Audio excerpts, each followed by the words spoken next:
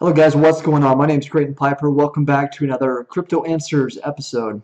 On our last live stream, we talked about the state of the market. We did some Bitcoin technical analysis, and basically what this is going to be is a review of what we talked about then and kind of a summary of what's happened since then, what developments we've seen in the market, and what we can expect moving forward. So let's go ahead and look at the chart here. Really, I haven't drawn any lines, nothing special like that. We don't even need it. All we're looking at here is, look at this. Here's our low. This is our recent low for Bitcoin.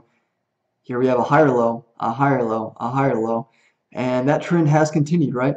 All the way up to now we're seeing quite a bit of support above $8,400. In our last stream, we talked about the $9,000 threshold. This still is a very crucial threshold for us. I think we were talking about it back here, and I said if we're about to test 9,000, and if we break it, we're going to visit the top of this bearish channel right here. And then if we don't break it, what I thought was we were going to fall all the way back down to our previous low. So I was actually not correct on that. We did pull back fairly significantly, about $1,000, $1,200, but instead we centered on this little mini bull run back here, and that did show us some strong support. Now we charged right back up there, and we tested it once again, and again it was denied. So then I was afraid that that was our double top and we'd fall again, except it didn't happen. This is a very good sign. This is very bullish. All right. What this represents is seller exhaustion, and buyers are beginning to control the market. They're buying the lows. They see value in the market once again. This is a very good sign, guys. So here we are running back up. We're going to test 9,000 once again. I think the third time is going to be the charm. I'm starting to feel pretty positive. I'm starting to get a good vibe. We have the Chinese New Year, the Lunar New Year starting on Friday, and there is widespread belief that that is a contributing factor to the pullback that we've seen, right? Um, I'm not sure, but there are some pretty significant positive developments, like I mentioned before, that have been impacting the market. Coinbase is implementing SegWit support, which is significant. Coinbase represents 14% of the global volume for Bitcoin. So as they implement SegWit, that will allow more transactions per block for 14% of the entire global trade. So that is going to make a noticeable impact, and I'm hoping that that's going to be the catalyst that basically draws the other exchanges along with it. Hopefully they follow suit. They also adopt SegWit, and at the end of the day, what that's going to do is enable about 10 to 12% more Bitcoin transactions per block, and that will help with scalability significantly. We've been looking at backlog Bitcoin network for months now. The fees went up because of that, and it was a hassle to move your Bitcoin between accounts, between exchanges. So this will solve that problem in small part, at least short term. It'll provide some relief.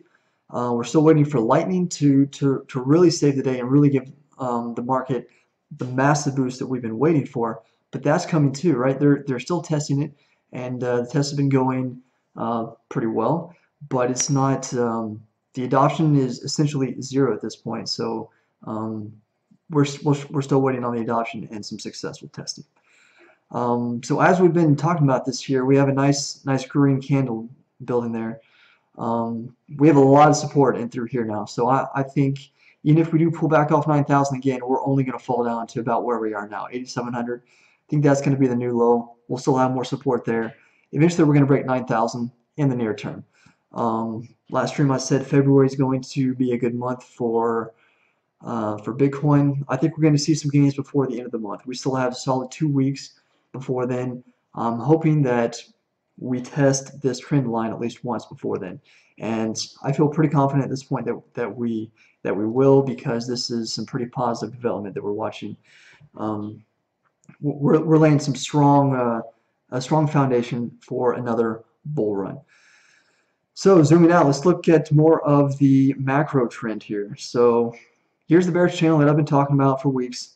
We're still in it. In fact, we're right in the middle of it. So I'm not saying that the bear run is over yet. We still have some work to do, but it is looking more positive. This does look fairly similar to what we had going on back here, right?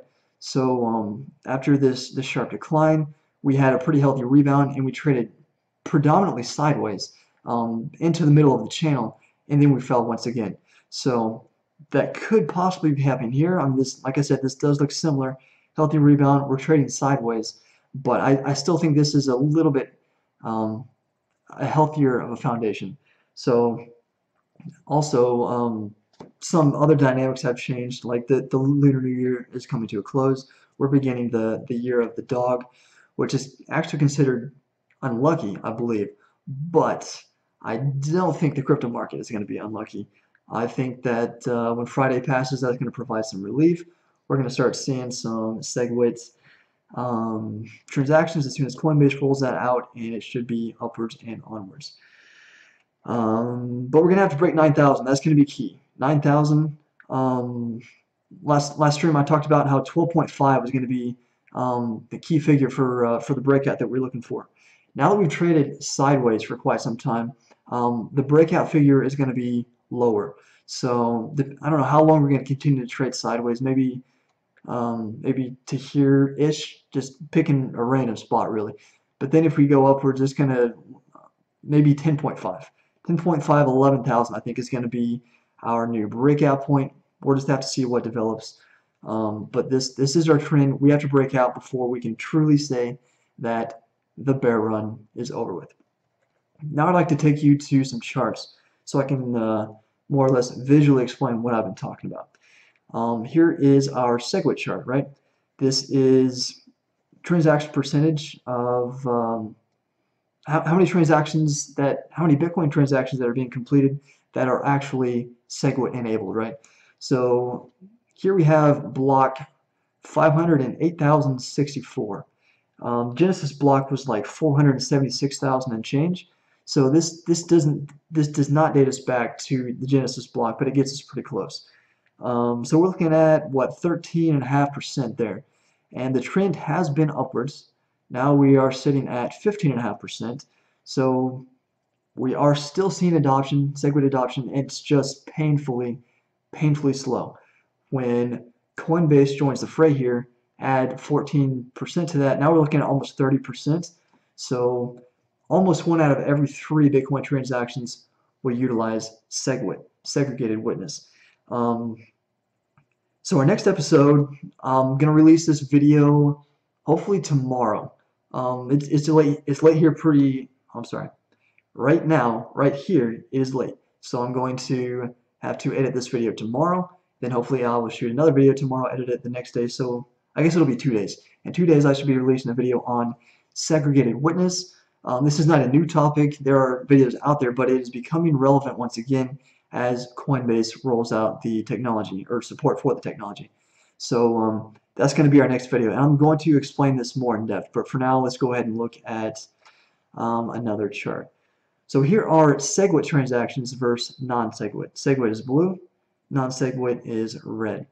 So as you can see, predominantly, I mean, we already talked percentages. This is just a little bit more of a visual cue. A lot of non-SegWit transactions out there, but once Coinbase helps nip this in the bud, we're going to see some relief.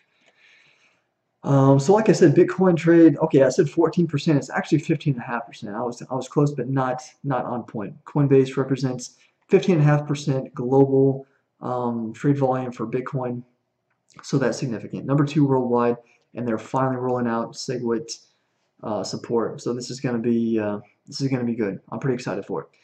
Anyways, that's all I have for tonight. Thank you very much for tuning in. Make sure you subscribe. That'll keep you in the loop for our next episode on segregated witness. We'll break that down in easy to understand terms, and I think that'll be very valuable. Thanks for checking in. Have a good night.